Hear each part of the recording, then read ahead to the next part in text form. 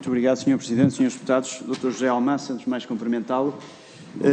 Nós temos visto aqui algumas partes da história de forma parcelar, mas eu acho que era importante fazer a história toda desde o início, pelo menos tanto quanto eventualmente possa saber. Em 2013, a BES Vida vendeu uma carteira de seguros vida-risco que terá rendido cerca de 360 milhões de euros. O que pretendiam os acionistas da companhia com esta operação? Essa é uma boa pergunta. Portanto, as questões do Banco Espírito Santo, os problemas financeiros já vinham desde essa altura, não é? Portanto, que o objetivo, dando resposta à sua pergunta, o objetivo era que vender a carteira, portanto, deixe-me só explicar uma coisa. O que dá mais dinheiro a uma seguradora no negócio de vida é o seguro de vida-risco, ok? É o seguro de vida-risco. E então, eles tinham uma carteira grande, vida-risco, e o que fizeram foi, como queriam agarrar no lucro, portanto, antecipado, fizeram uma operação que se chamou essa venda antecipada da carteira, que era um VIF, que é chamado, tecnicamente, é um Value in Force da carteira. E venderam isso a um ressegurador. Portanto, ou seja, venderam os resultados futuros dessa carteira do ramo de vida-risco. Com o objetivo de, com a venda, pegar nesses 360 milhões e entregar ao acionista. Neste caso, o acionista que era a Partran, que por sua vez depois iria desnatar para o Espírito Santo Financial Group, para espalhar pelo grupo. E na altura, quando essa operação é feita de venda, eu disse à administração da companhia de que, sim senhora, eles tiveram de perguntar que iam fazer a venda, fazer o VIF da carteira, não é? E nós dissemos, sim senhora, podem fazer o VIF da carteira. Agora, há uma coisa é certa. Portanto, vocês não vão distribuir esse dinheiro pelos acionistas. Porquê? Porque sendo uma carteira de vida-risco, estamos a falar de carteiras a longo prazo, portanto, a 20 anos, 30 anos. O que eu lhes disse foi, vocês só vão distribuir os dividendos, os resultados apurados aí, ano a ano. Portanto, ou seja, se há contratos que se vencem em 2014, o resultado referente a 2014 é X. Podem distribuir esse. E, portanto, todo o montante dos 360 milhões ficou em capitais próprios, não foi distribuído. Portanto, nós não deixámos distribuir esse valor pelos acionistas. Então, nós podemos afirmar que esta não foi a justificação da desvalorização da companhia? Não, porque é óbvio, porque quem sabe de contabilidade sabe que eu tirei um ativo, uma coisa, e tenho em capitais próprios. Portanto, eu meti 360 milhões em capitais próprios. Ou seja, os fundos próprios, não é? Os fundos próprios foram acrescidos de 360 milhões antecipadamente, não é? Porque aquilo eram lucros que se iam gerar durante 20 anos, ok? Portanto, isso não foi. Portanto, respondendo à sua pergunta, se foi esse o problema de desvalorização da companhia? Não, o problema da desvalorização da companhia foi que a companhia, em 2014, portanto, em 2013 foi feita essa operação, ok? E em 2014... E já agora, em 2013 a companhia tinha cerca de 21% de cota de mercado no ramo de vida, ok? E em 2012 tinha à volta de 21% também, 21%. Em 2014, a companhia, já por efeito da resolução, que tem a 4 de agosto, não é? A companhia passou, se não me engano, para 11% de cota de mercado, ok? Em 2015 passou para 5%. Em 2016 para 2%. Em 2017, 2%. Isto porquê? Porque a companhia, na altura, tinha de ativos, em 2013 e 2014, no início de 2014, 8 mil milhões de ativos, 8 bilhões em ativos, que era o que a companhia tinha. Okay? E desses 8 bilhões de ativos, isto resultava de quê? Porque é que tinham este montante de ativos? Porque, por parte da administração até aí da companhia, todos os contratos de seguros, todos os contratos de hipotecas, de compras de casa à habitação, dos empréstimos à habitação, os seguros desses empréstimos à habitação eram todos feitos, os seguros de vida-risco eram todos feitos na companhia. E, portanto, havia um empenhamento do Conselho de Administração até essa altura, até 2014, de obrigar quase, digamos, a fazer os seguros dentro da companhia. E a companhia faturava por ano, até essa altura, 2 mil milhões em prémios por ano. Após a resolução, em 2014, a companhia passou a faturar 100 milhões. Ou seja, mesmo durante o ano de 2014, portanto, antes do processo de resolução, como eu disse, a companhia tinha 8 bilhões de ativos. Em finais de dezembro de 2014, a companhia, os ativos da companhia passaram de 8 mil milhões, de 8 bilhões, para 4,5 a 4,6 mil milhões. Ou seja, ficou quase em metade. Portanto, não foram os 360 milhões de venda de carteira futura que desvalorizaram a companhia. O que desvalorizaram a companhia foi o processo de resolução, em 4 de agosto, portanto, em que se perdeu confiança no grupo, as pessoas deixaram de fazer seguros. Portanto, como eu lhe disse, portanto, a companhia faturava 2 mil milhões de prémios por ano, e era o seu business plan, tinha lá 2 mil milhões de prémios, e depois passou a fazer 100 milhões. Não é? Portanto, ou seja, o Conselho de Administração não se empenhou em vender seguros. Portanto, reduziu a atividade dos seguros. E aí encontrará a explicação porque é que a companhia desvalorizou. Para nós percebermos, portanto, já falou aqui das cotas de mercado, que é um aspecto muito importante. Nós também tivemos aqui a inscrição do Dr. Paulo Vasconcelos, aqui há alguns dias, e na altura fizemos a pergunta das cotas de mercado e ele não sabia muito bem. Sim, mas as cotas de mercado são estas que eu disse. Sim, disse que era semelhante à cota do banco, à cota de mercado do banco. Portanto, eventualmente é um bocadinho diferente. E esta evolução que nos deu é bastante relevante, 2013 até 2016, 21%, 2021, depois 5%, 2%. Portanto, se a cota de mercado reduz, naturalmente isso depois também tem um impacto nos prémios, constitui a receita da companhia. Para nós percebermos exatamente o que é a tranquilidade, uma vez que esta é uma companhia histórica no nosso país, sabe quantos trabalhadores é que tinha a tranquilidade? A tranquilidade em 2014 tinha cerca de 750 a 760 trabalhadores. E se não fosse resolvido o problema da solvência da companhia, o que é que podia acontecer?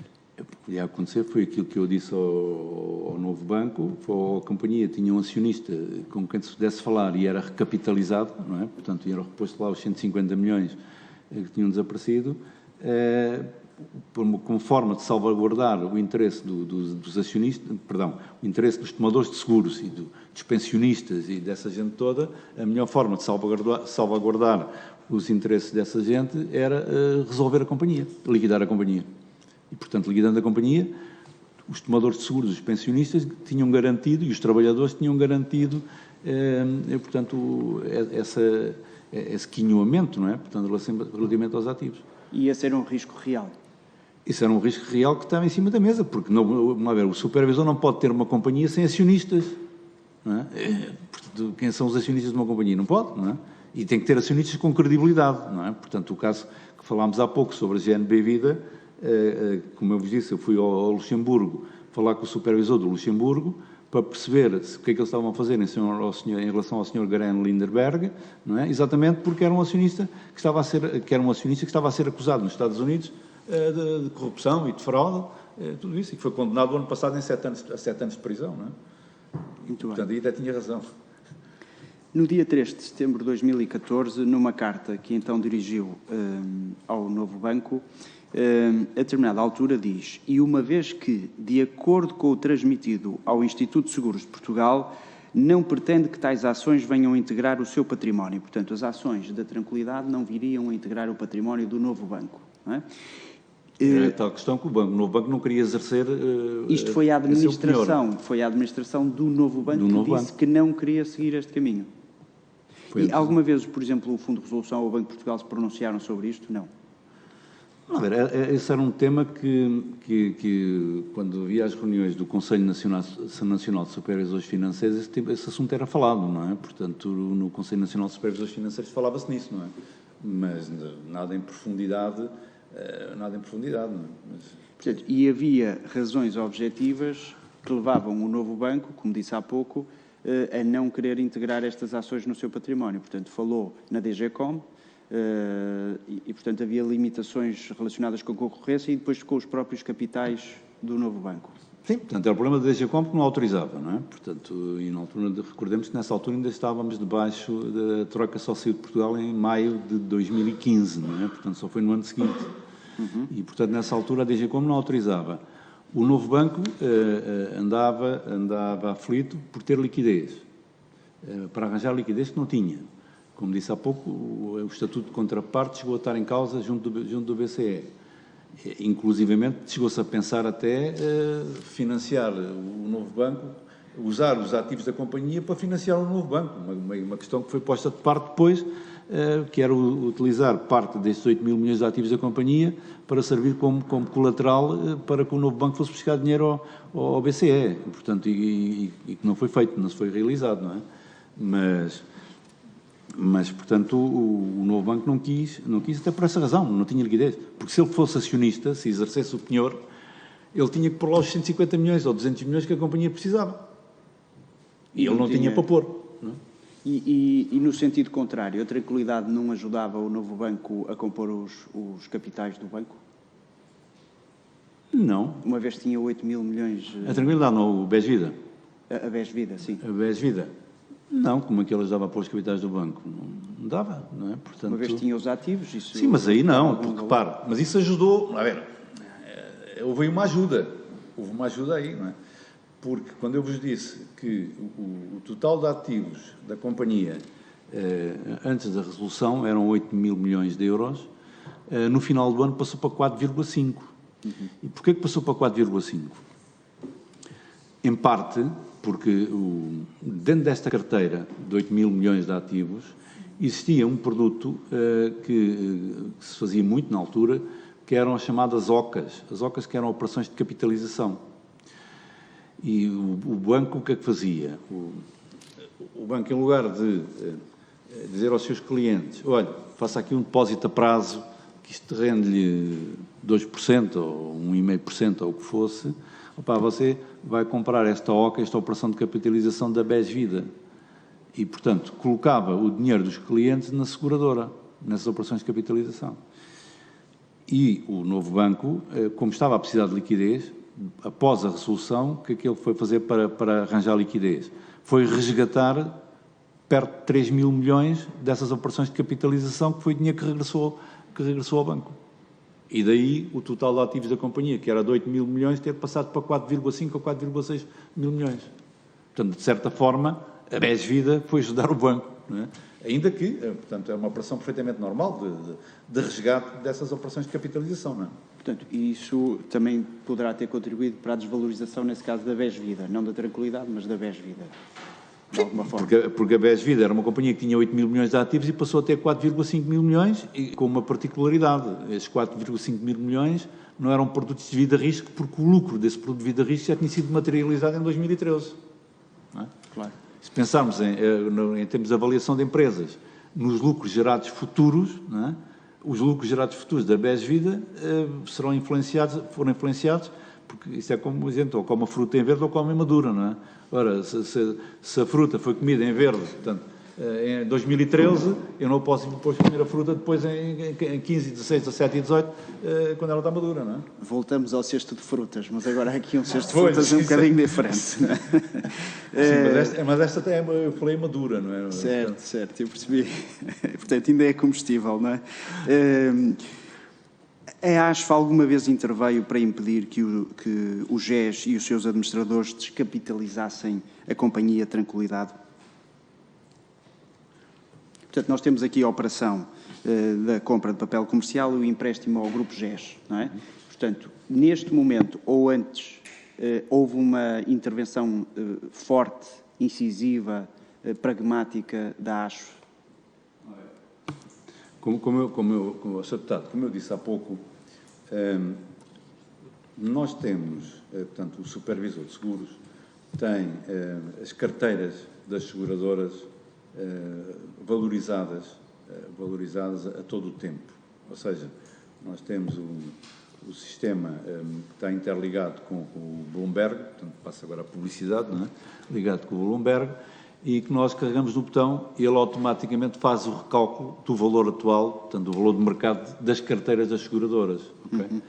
Portanto, a todo momento isso é feito. É evidente, não vamos dizer que andamos a fazer isto de minuto a minuto, não é? Portanto, até porque as companhias fazem as operações são feitas no dia seguinte nós corremos as carteiras e há alertas, temos uma matriz de risco, não é? Portanto, uma matriz de risco, e essa matriz de risco identifica quando é que a seguradora não está a cumprir com os seus rastros de solvência, que é a preocupação do supervisor, é o cumprimento dos rácios de solvência, sob o ponto de vista prudencial, naturalmente. Há outros aspectos que o supervisor tem que se preocupar. E, portanto, a partir daí, se não me engano, foi no dia 6 de junho de 2014 que nós identificámos que tinha sido feita essa operação. Agora, como eu disse ao Sr. Deputado Duarte Alves, não se pode antecipadamente evitar que alguém mande comprar um papel comercial, quer dizer, ainda estava a posterior, não é? Mas chamou as pessoas. Não, eu recordo-me que eu estive cá na COFAP, e eu acho que os seus deputados devem ter aí a minha intervenção, se não me engano foi em novembro de 2014, e eu penso que deixei uma nota, onde eu expliquei, e já na altura era a Comissão de Inquérito, ou o BES também, eu expliquei o que é que foi feito, inclusive após essa operação, a companhia tinha que nos dar a posição toda dos investimentos, das carteiras todas, ainda que eu tenha diretamente, e dos investimentos que vão fazer, tinha que nos dar a todo momento, e não faziam operações intergrupos, portanto, a carteira tinha, 15 em 15 dias eu tinha que ter as carteiras da companhia, tanto da BES Vida como da Tranquilidade, de todas, ok, do grupo, mas ao mesmo tempo, todas as operações que tinham a ver com mercados de capitais, de compras de ações, obrigações, tudo isso, eles tinham que nos dar conhecimento diariamente. Isso está num documento que eu deixei cá em novembro de 2014. Muito bem.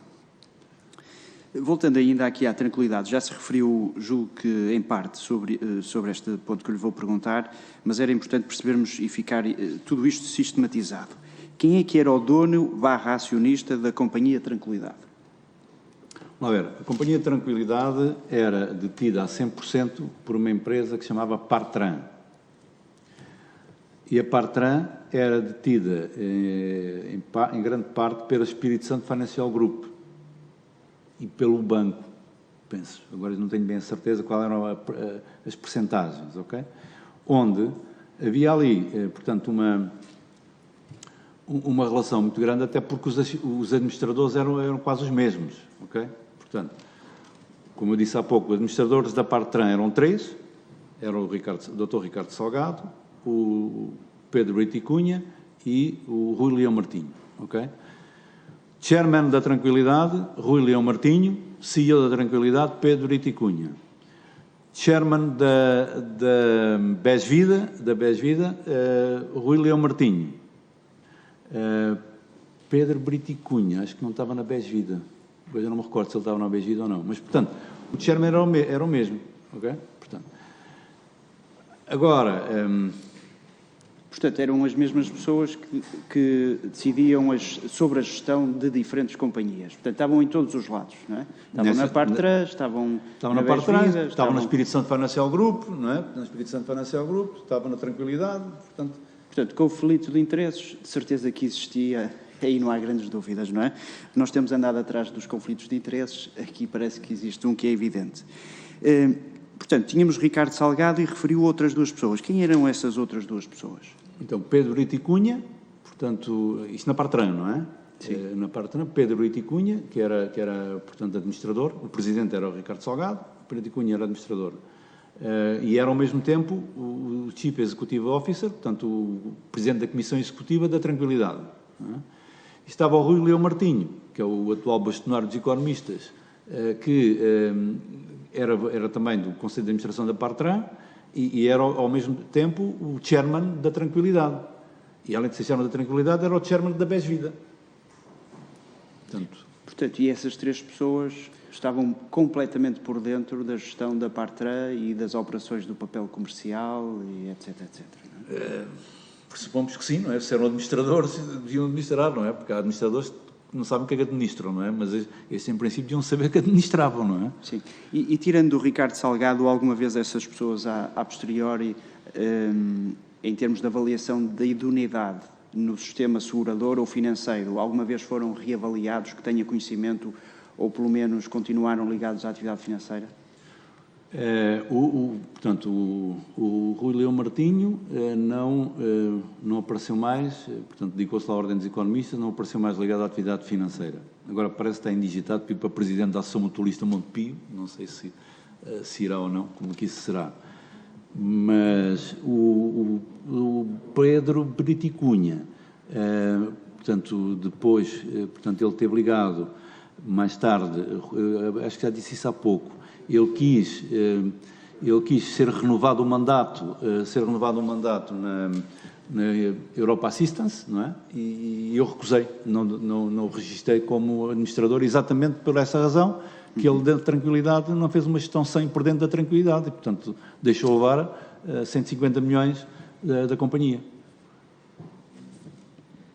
Muito bem. Portanto, a conclusão que eu tiro é que as mesmas pessoas que estavam na Partra, estavam no GES, nas outras empresas do GES, tentaram tirar valor à tranquilidade, a ASF não deixou, e mais tarde aquilo que nós vimos é a desvalorização da companhia também pela componente da perda de cota de mercado e a determinada altura a tranquilidade vem a adquirir a Açoriana. Já agora, existia alguma avaliação da Açoriana que tenha conhecimento quando existe essa fusão? Vamos ver, a Açoriana também esteve em processo no mercado, de concurso no mercado também, para venda, não é? Uhum. Eu recordo que na Açoriana, a Apolo pagou pela Açoriana perto, não sei, de 55, 56, 60 milhões pela Açoriana. E foi a única que fez que eu saiba, foi a única que fez uma oferta firme. Portanto, as outras também nunca fizeram ofertas firmes, não é? Muito bem. Sobre a GNB Vida, consegue dizer-nos quanto é que faturava a companhia em prémios, também para sistematizarmos aqui a informação? Em prémios faturava 2 mil milhões por ano, antes da resolução. Antes da resolução, faturava 2 mil milhões por ano. E depois passou a faturar 100 milhões. 100 milhões. E aí, se calhar, explica-se porque é que a companhia perde valor, não é? Portanto, não é pelos 360 milhões da venda da carteira, antecipada da carteira, não é? Do VIF da carteira, mas sim pela redução do negócio, não é? Para passar de 2 mil milhões por ano para 100 milhões, não é? E passar de 20% de cota de mercado para 2% de cota de mercado, é isso que influencia, não é? Portanto, há aqui um ponto de corte claro e evidente entre o pré-resolução e o pós-resolução. E o pós-resolução. Aí o que devia ter sido feito, na minha opinião, o que devia ter sido feito era, na altura, quando a atividade da empresa é reduzida drasticamente, como aconteceu, não é? E quando o novo banco tem a companhia, se não me engano, 460 milhões, não foi o que disse o deputado do Altalas, não foi? A companhia estava no banco, 460 milhões, não é? Portanto, quando a companhia deixou de faturar, a GNB Vida era 460, não era? Portanto, andava à volta disso também. Quando tinha um valor desses, se calhar o que devia ter sido feito era quando a companhia, durante anos seguidos, não é? Portanto, tem esta performance, quer dizer, 2% de cota de mercado, 100 milhões de prémios, se calhar devia-se ter feito uma reavaliação da companhia e corrigir o valor que estava no ativo do banco, em vez de ser os tais 400 e tal milhões, se calhar pôr um valor mais ajustado àquilo do valor do mercado, não é? E isso já numa data posterior a 2014. Pois, podia ser feito depois, não é? Agora, quando estamos a dizer... Mas é curioso que diga isso, porque quando a companhia é colocada no mercado, efetivamente há um assessor financeiro, isso está referido no relatório da Deloitte, provavelmente não tem conhecimento desse relatório, mas está referido no relatório da Deloitte que a companhia é avaliada por qualquer coisa, portanto, faz o histórico das várias avaliações, 600, 700 milhões ao longo do tempo, e depois, salvo erro, em 2017, estou a falar de cor, mas salvo erro em 2017 anda nessa ordem de grandezas que está a referir. Portanto, significa que, eventualmente, a avaliação que foi feita não levou em consideração todas as variáveis, nomeadamente a cota de mercado que a companhia tinha à data. Não sei quais foram os pressupostos que usaram para fazer a avaliação, não é? Mas acho que isso é um fator muito importante que tem que ser falado em conta, não é? Não só a cota de mercado, mas a expectativa, não é? assim como a expectativa de geração de lucros futuros, não é? Também disse aqui ainda há pouco que a companhia reduziu os seus ativos de 8 mil para 5 mil milhões, ou 4 mil milhões, à volta disso, e que isto foi uma forma de financiar o novo banco. Pode explicar só mais detalhadamente o que é que estava em causa? Portanto, tem a ver com produtos que são resgatados antecipadamente? Sim, portanto, isso foram produtos que o novo banco colocava dos seus clientes na companhia. Portanto, em lugar, tinha lá dinheiro à ordem, em vez de ter dinheiro à ordem ou a prazo, e, portanto, em lugar de pagar juros desses depósitos, não é? O que o banco fazia era comprar, portanto, esses produtos da companhia, em nome dos clientes, portanto, essas tais OCAs que eu falei, operações de capitalização. Quem pagava juros era a companhia, não é? A companhia, depois, ainda por cima, ao novo banco, o banco pagava comissões pela colocação desses produtos, não é? E, na altura, como o banco precisava de dinheiro, precisava de liquidez, não tinha liquidez, o que fez foi chamar a si esses cerca de 3 mil milhões, não é? Que estavam na companhia portanto, fez o resgate, não é? E recebeu esse dinheiro e ficou com isso em caixa. Isto porquê? Porque, em termos de liquidez, para o novo banco é mais importante, não é? Passou a ter mais 3 mil milhões de liquidez, não é? E isso aconteceu em que datas? Isso terá sido depois da resolução até ao final do ano, porque se a companhia na altura da resolução tinha 8 mil milhões de ativos, em 31 de dezembro passou a ter 4,5 ou 4,6 mil milhões, portanto foi durante esse período, foi quando o banco estava aflito entre aspas, não é? Aflito com liquidez. Pois, o novo banco tinha cerca de 10 mil milhões de euros de linhas de financiamento do BCE/Banco de Portugal. Pode ter sido uma forma de devolver parte desse valor, imagino eu. Ou isso, ou reembolso de depósitos, não é? Não faço ideia o que é que eles fizeram ao dinheiro, não. Quer dizer que eles foram buscar os 3 mil milhões à companhia, não é? Foram buscar, quer dizer, foram resgatar, quer dizer, portanto, aqui não há, foram resgatar o produto, portanto, que é uma situação perfeitamente normal, não é? Por um produto daqueles de capitalização, portanto, aquilo tem um determinado prazo de decorrer e pode ser resgatado antecipadamente. Agora, tinha que se ver qual era o tipo de produto, não é? Uma polémica que surgiu também na imprensa há alguns anos atrás tem a ver com a venda de imóveis por parte das companhias de seguradoras, como forma dos adquirentes, portanto, conseguirem obter, enfim, liquidez dentro das companhias e, eventualmente, fazer até alguma distribuição de dividendos. Gostava de ouvir os seus comentários relativamente à detenção de imóveis por companhias de seguros. Vamos lá ver. A tranquilidade, assim como todas as companhias de seguros têm imóveis no seu património, não é? Portanto, em média, as seguradoras têm à volta de imóveis cerca aí de 12%, 13% dos seus ativos estão investidos em imóveis. O que é um valor muito alto, tendo em conta as novas regras que existem da Solvência 2, que foram entrar em vigor em janeiro de 2016, em que penaliza esses investimentos em imóveis, ou seja, penaliza no sentido que exige mais capital às seguradoras. Se formos ver a nível europeu, a média de imóveis nos ativos das companhias anda à volta dos 7, 8%, ok? Tanto que nós assistimos nos últimos anos, com a entrada em vigor do regime da Solvência 2, portanto, a iniciativas por parte das companhias em desinvestirem em imóveis e aplicarem isso ou em títulos de dívida pública ou privada, ou, portanto, em títulos mais líquidos, não é, que penalizam menos, não é, na determinação das componentes que contribuem para o cálculo das margens de solvência das seguradoras. E, portanto, as seguradoras o que têm vindo a fazer é desfazerem-se de parte desses imóveis, exatamente para terem que aplicar menos capital, não é? Portanto, ao fim e ao cabo, estão a gerir os seus ativos, não é? Portanto, já não sei, é evidente, antigamente, antes do Solvência 2 e até mesmo com o Solvência 1, as companhias, portanto, investiam muito em imóveis para rendimento, que era porque eles tinham aquilo alugado, não é? Portanto, para rendimento.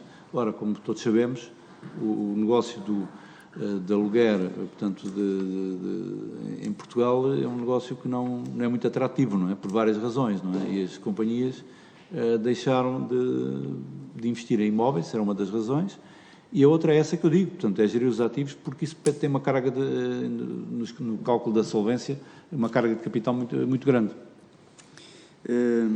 Portanto, significa então que não é, ou poderá não ser abusivo por parte dos acionistas, logo que compram esta companhia, começar a vender os imóveis de qualquer forma. Portanto, poderá não ser abusivo, é isso? Não, no caso, repare, no caso da tranquilidade, portanto, todos sabemos que a tranquilidade, e não só a tranquilidade, a fidelidade também, a tranquilidade vendeu a sua sede na Avenida da Liberdade, não é? Portanto, vendeu outros edifícios que vendeu. E a ideia que existe aí no Vox Populi é que eles venderam aquilo para meter o dinheiro ao bolso. Ora, contabilisticamente não é nada disso, quer dizer, eu tenho um balanço, tenho meios financeiros, tenho contas de terceiros e tenho imobilizados, ok? O que foi feito foi, ao vender o imobilizado, foi transferir o imobilizado para uma área de meios monetários, seja liquidez, depósito em bancos, ou seja, por exemplo, compra de títulos de dívida pública ou privada, não é? Portanto, não esqueçamos que o setor segurador é um grande investidor de dívida pública e privada, cerca de 30% do setor segurador está investido em dívida pública. Portanto, o setor segurador tem cerca de 54, 55 mil milhões em ativos e cerca de 30% disto é investido em dívida, não é? Pública. Portanto, deixou-nos aqui algumas informações que eu julgo que são relevantes. Portanto, nós temos uma companhia, a Tranquilidade, os acionistas anteriores, e vou concluir, os acionistas anteriores, portanto, tentaram descapitalizar a empresa, a ASF não deixou, com aquilo que explicou dos 360 milhões de euros. Não é? E chamou... Os 360 milhões são BES Vida, não é? Na BES Vida, os 360 milhões. Portanto, não deixou de descapitalizar. Já agora, o Dr. Paulo Vasconcelos também falou aqui de uma coisa que tinha a ver com os produtos de taxa garantida. Isso desvalorizava a empresa? Os produtos com a entrada em vigor do regime de Solvência 2, em 1 de janeiro de 2016, os produtos de taxa garantida penalizam muito o capital próprio das companhias. Ou seja, uma companhia... Hoje vocês não veem nenhuma companhia a vender produtos financeiros com taxa garantida. Vendem unitlinks, ok? E porquê que não vendem produtos com taxa garantida? A companhia tinha produtos com taxa garantida. E, portanto, o que é que isso originava? Originava que a carga de capital, o capital próprio que era exigido, tinha que haver reforço de capitais por parte dos acionistas. Portanto, e daí todas as companhias hoje, ninguém vende produtos com taxa garantida porque são as exigências do regime da Solvência 2. Muito bem. Então, na GNV Vida, anterior BES Vida, portanto, é impedida, ou pelo menos os efeitos da operação dos 360 milhões são impedidos, os acionistas não conseguem fazer distribuição de dividendos como queriam, a partir do momento da resolução há um abandono da gestão na comercialização dos produtos através da rede comercial do banco, a companhia perde cota de mercado substancial, há várias avaliações provavelmente não levam em consideração esses fatores, tendo em conta o relatório da Deloitte e aquilo que viria a ser o valor mais tarde pago de 123 milhões de euros pela venda da GNV Vida, não é? Portanto, isto que eu estou a dizer é factual. Confirma isto? Bem, os 123 milhões não confirmo, porque eu não sei se foram 123, foram 200. Certo, mas já foi dito publicamente, exatamente. Para terminar, do lado da tranquilidade, há operações de financiamento ao GES, as pessoas que geriam a Partran e que estavam ligadas à administração depois da companhia de seguros também são mais ou menos as mesmas, pode haver uma diferença ou outra. A companhia mais tarde é vendida, incorporando dentro de si própria a fusão da Açoriana, o que poderá justificar, não totalmente, mas parcialmente, a diferença de valor substancial entre a avaliação do ETRIC 2 e depois o valor da venda mais tarde. Podemos concluir isto também. E toda a reestruturação que foi feita internamente pela companhia, não é? Porque a companhia passaram 5 anos, não é? E a companhia passa de uma cota de mercado de 8 para 19, não é? Portanto, passou a ser a segunda companhia do mercado a seguir à fidelidade, não é? Muito bem, obrigado. Muito obrigado.